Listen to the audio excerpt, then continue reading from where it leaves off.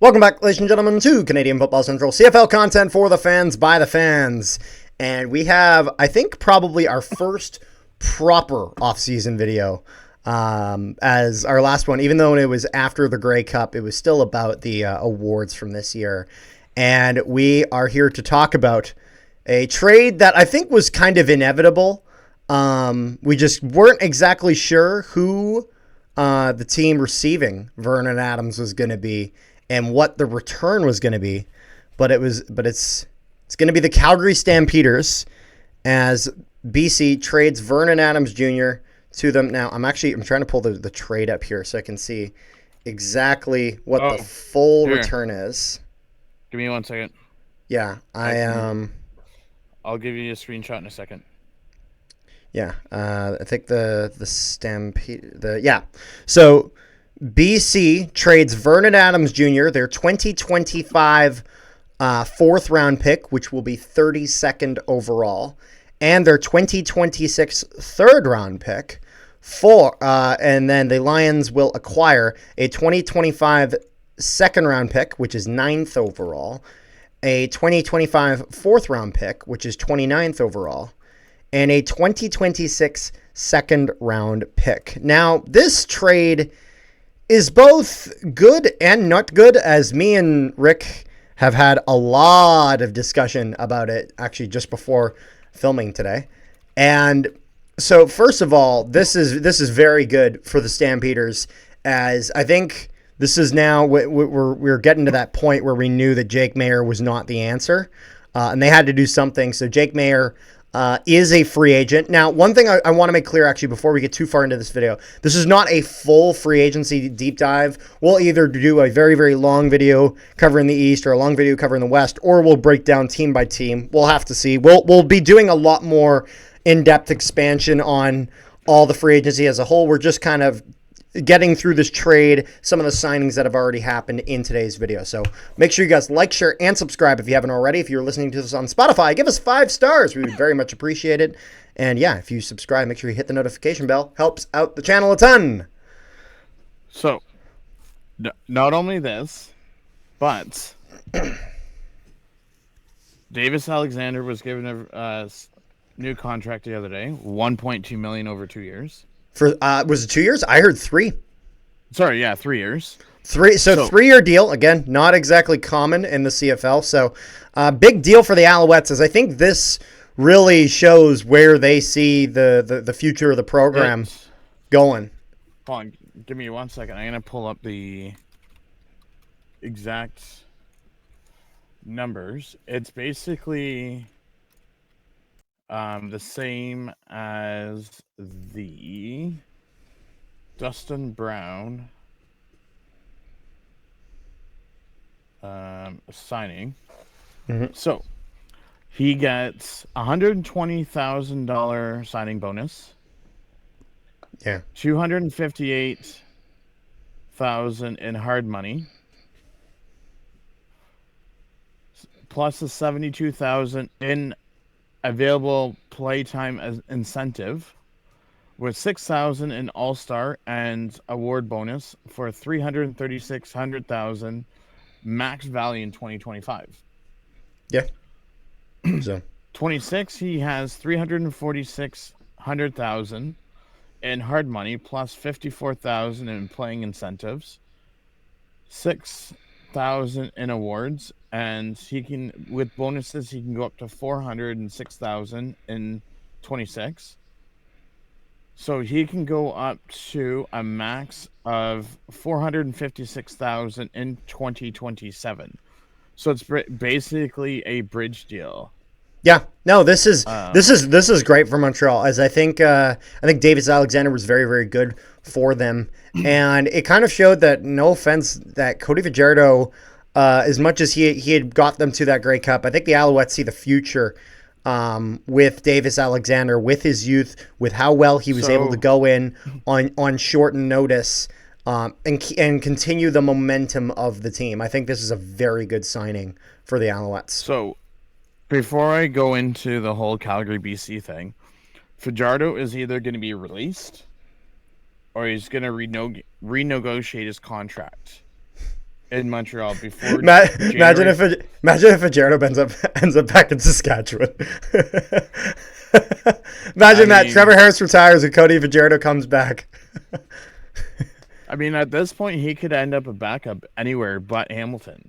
Well, I think Shea Patterson has already said he wants to stick around in Saskatchewan, so they'll probably stick with that. But they have no quarterback signed to a contract. I know, but Shea Patterson has expressed his interest in staying. He hasn't signed a deal, but I'm saying it's worth something. As long as it's a two-way street for him, I guess. And then one other signing we'll talk about before getting into the trade. Sergio Castillo signs a 1-year deal with the Bombers. He sticks around. Was very happy to see, actually, when I went on the Bombers social media, that former Blue Bomber kicker Justin Medlock, with a lot of support for Castillo. He had commented, "Let's go if the game's on the line."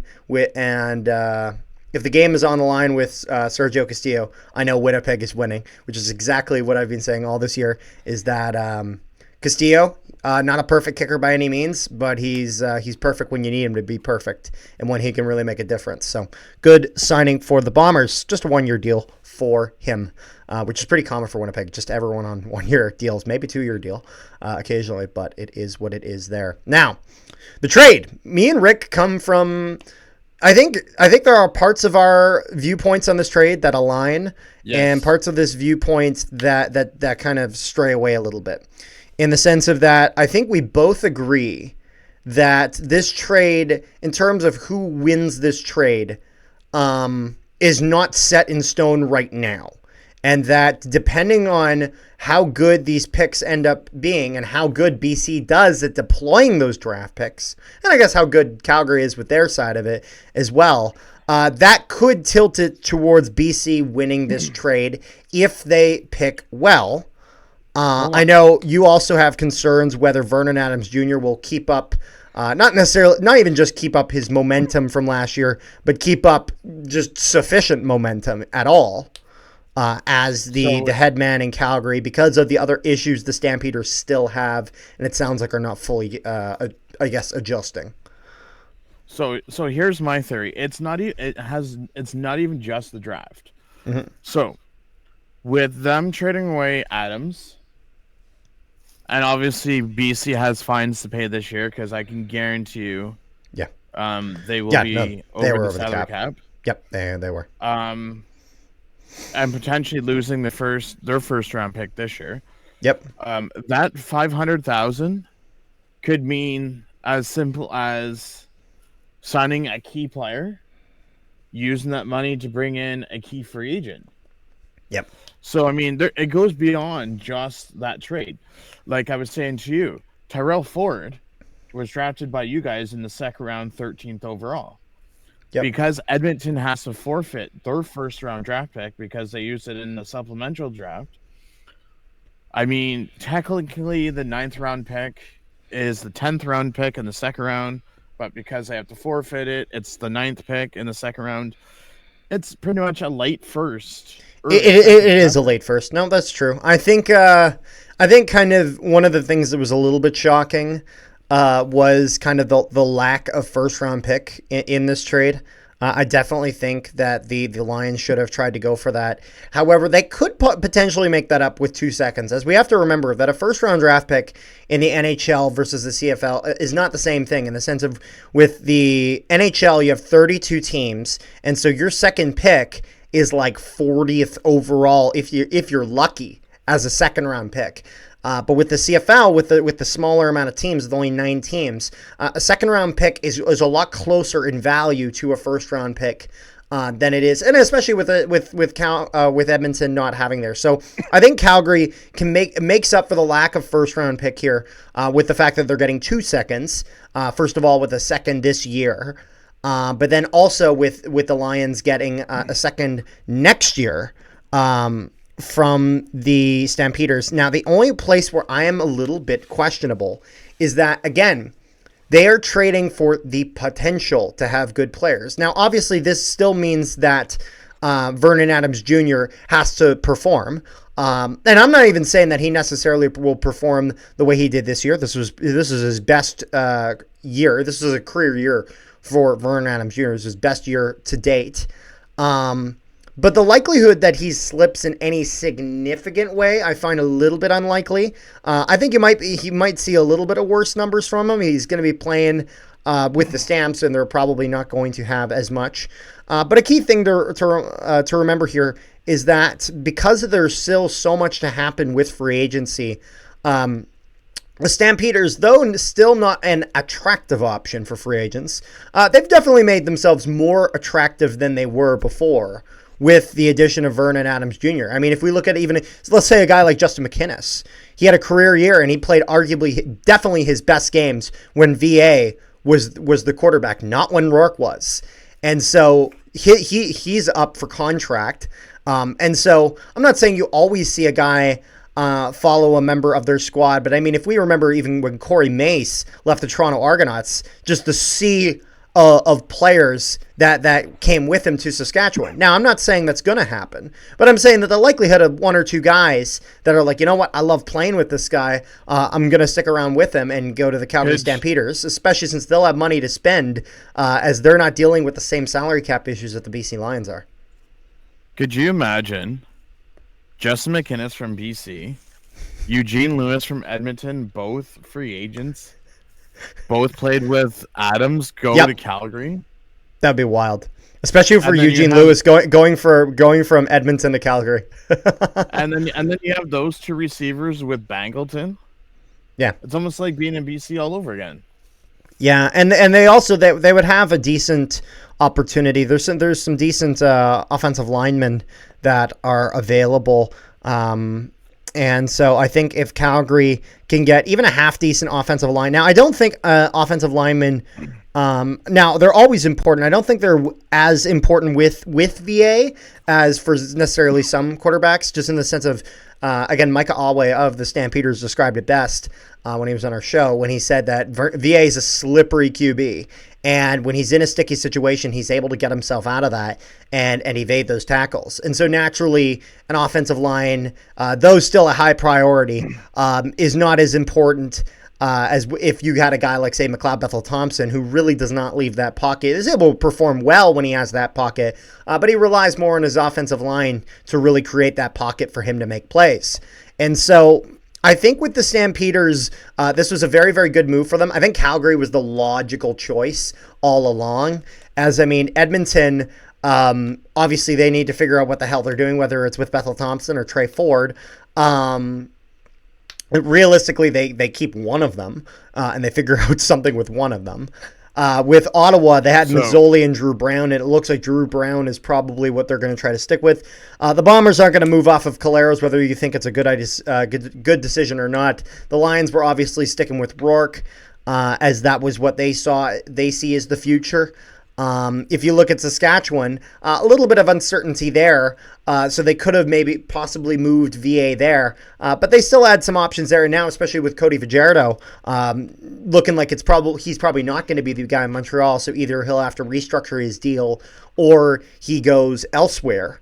And with the Ticats, obviously sticking with Bo Levi Mitchell as he had an MOP candidate, and obviously Chad Kelly still sticking around in Toronto. So here's the thing. Calgary's a logical choice. Let's just say, hypothetically, Ford stays in Edmonton, Harris stays in Saskatchewan. That leaves you 17 quarterbacks across the league that were either backups or third strings to sign. Yeah, no, it's almost going to be like free agency this year's almost going to be like the lockout year where you had like all those ridiculous signings. Yeah, no, the thing is that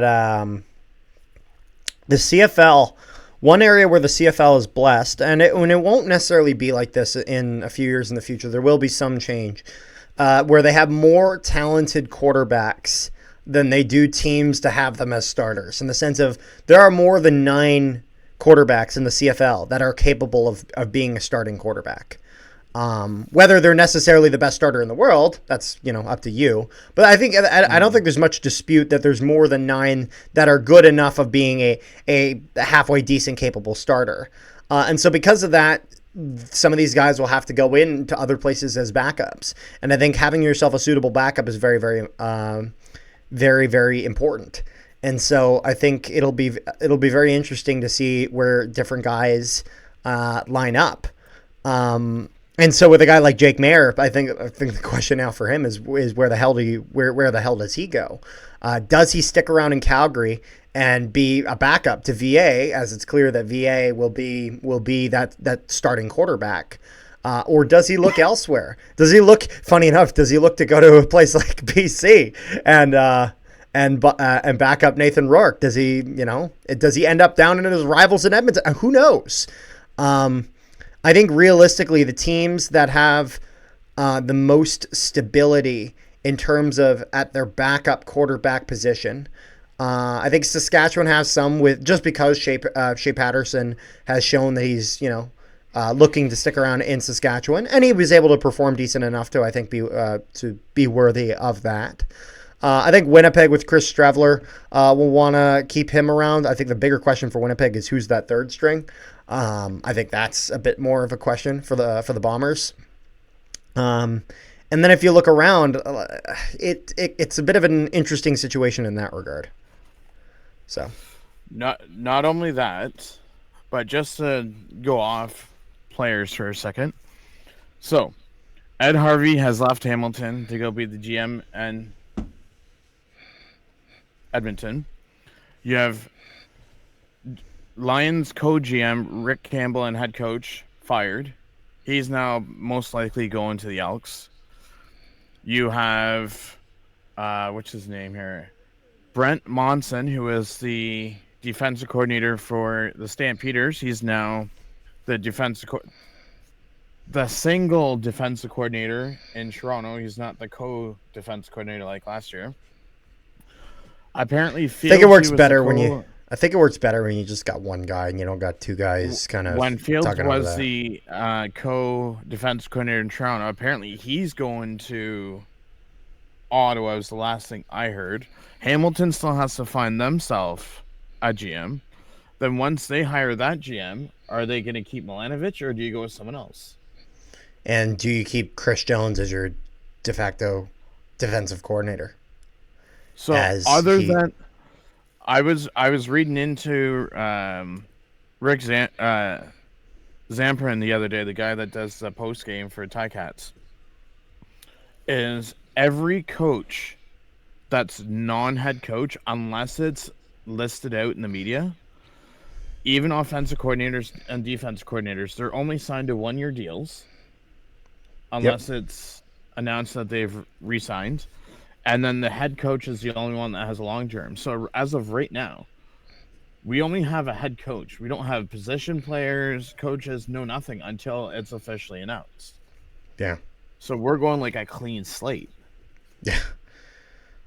I mean, unless they bring back Chris Jones. But as long as Chris Jones doesn't get GM position, we're good. As long as they don't make Chris Jones head coach or GM, and they just keep him as a defensive coordinator. I mean, there's even rumors that one of Winnipeg's assistant GMs could be coming to Hamilton. If not, Kyle Walters? Both. Nope. Kyle Walters is the GM. I said assistant GM. Oh, assistant GM. Sorry. We are talking about Mr. Danny McManus, who has a history with the city. Yep. And apparently Ted Govia, who is the assistant GM and director of player personnel, just bought a house in Hamilton. Oh. So, it would not surprise, because both people have said in the media that they both have interest in being the GM of Hamilton. It's just a matter of which one do they go with. Yep. No, that makes sense. And so there's all that stuff. I know there's the rumors of where Buck Pierce ends up.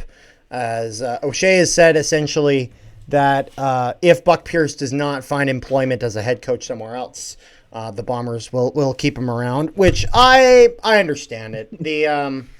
I don't know how I feel about it, in the sense of that, on one hand, I think Buck Pierce has made significant mistakes, specifically in the Grey Cup game. Not in the season. The season, he's fine. In the Grey Cup game, where he switches up the game plan dramatically going into Grey Cup game. If we keep him, if you make him just stop doing that, I think that would probably help. But I mean, credit where credit's due. I think it's fair to ask the question of if the Bombers even make that game without him. I personally think they do. But I understand the argument saying that they don't. So I'm honestly at the point where I'm indifferent on him leaving. I'm actually kind of in a similar mindset as I was last year. As I don't know if you remember this, but last year Buck Pierce was very heavily considered for the head coaching position in Saskatchewan before they eventually went with Corey Mace. And so I basically said, if we keep him, we keep him. However, if we lose him, then let's go find ourselves an offensive coordinator. But I've heard some rumors from some people that I trust that Winnipeg has actually been looking to, as it looks like O'Shea is probably getting to that point where he's considering retirement soon, and that the Bombers have almost been kind of preparing Buck Pierce to possibly be the head coach after O'Shea is gone. And to look to fill those kind of shoes. So if the Bombers keep him and they keep him at OC, don't be surprised if Buck Pierce eventually in the near future would be the head coach of the Winnipeg Blue Bombers. I will say, I'm not going to mention the person, but this person is on a reputable channel, TV channel. But where this guy gets his sources and his information, it's like he gets it out of his behind or his cereal box. Because I've reached out to some people, and where this guy's getting his information is not even true. Okay.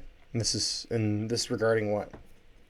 Like, he was trying to tell everyone, oh, Mark Washington is interviewing for the DC job in Ottawa. And I reached out to a person in the media, and I said, well, does this sound accurate? He goes, no, he hasn't even been asked for an interview. So it's like, I don't know where this guy is getting his information. But, buddy, give your head a shake. So, all in all, though, Rick, what is if we're looking back to that trade, just to kind of wrap it up? I know you were saying this is very too early to tell, and a lot of people gotta cool their jets a little bit. Is that yes. Right? Yeah, no, that's fair. Yes. And I will explain this as to why I'm saying it's too early to tell. So, 2016, he had 13 games. He went 42 for 75, 575 yards, 4 touchdowns, 1 interception. Yep. 2017, he went 1 for 3 for 8 yards. So he's only had 1 good season out of 2. Year 3, he only played 3 games. He went 16 for 33 for 220 yards, 0 touchdowns, 1 interception. So 1 good year out of 3. 2019, he had, I'd say, a good year because he had 283 attempts out of 431. He had 3,942 yards, 24 touchdowns, 13 interceptions. 21 and 22 were injured seasons, so he didn't even put up 2,000 yards. 23, he had 4,700 yards, 31 touchdowns, 18 interceptions. Okay, so he's had about 2 good years out of, 6 so far? 7? And then last year he was MOP, and then he got injured, and then he was backup. Yeah. So, I mean, he's only really had... Yeah, although to be fair, I don't think anyone's blaming the fact that he was benched last year on him. I think that kind of is clear that was on the Lions management in terms of their decision to keep running with Rourke, even though it wasn't working. Even if you take that out, BC, I don't even know, or Montreal, if they have even made it to the Grey Cup and won a Grey Cup with Vernon Adams as the quarterback. That's true. That's true, and I think that's actually probably your strongest argument against for VA is how well he's done, and but that he hasn't necessarily gotten it done when it really means the most, and so it's funny that's where kind of VA is similar to Bo Levi Mitchell, with the obviously notable exception that Bo Levi Mitchell has made it all the way, has won the Grey Cup. Just in the sense of 2 or 3 MVPs in those Grey Cups too. Yeah, no, that's true. And so, even though I've kind of heard the complaints against Bo Levi Mitchell, in kind of prior years, I think this year kind of shut that up, definitely.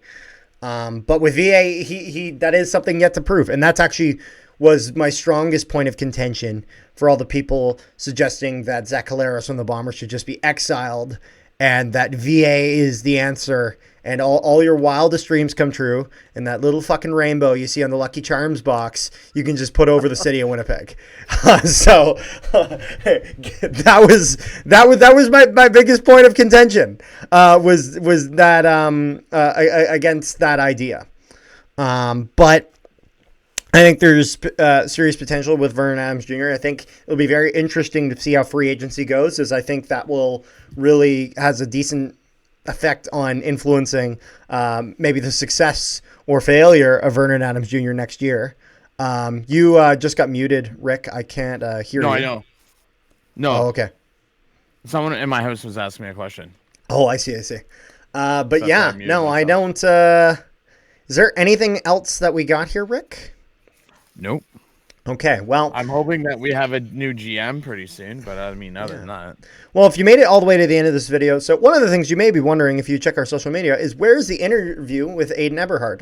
Unfortunately, he actually, when we were scheduled to record, he had a bit of a family emergency. He actually still offered to do the interview as he was driving to the hospital, but we would absolutely not do that. So hope all is good with Aiden, and we would, if you guys can, later today, of the day this is being uploaded, we will be doing we will be doing the interview. We just kind of pushed it back a few days. He was still available, so we still appreciate Aiden lending his time. So if you guys have any last minute questions for him that you want us to include, put that in the comment section down below, and we'll make sure to ask Aiden about that. And then tomorrow, so the day after this video is uploaded, hopefully if all things go according to plan, we will be uploading at around noon the interview with BC Lions receiver Aiden Eberhardt. So make sure you guys check that out. Rick, is there anything else we got? Nope. All right. Well, hope you guys enjoyed the video. Make sure you guys like, share, and subscribe if you have not already. Hit the notification bell. Helps out the channel a ton. If you're listening on Spotify, make sure to give us 5 stars. We would appreciate all of that support. Peace, love, and positivity to all your wonderful people at home, and we'll see you guys next time.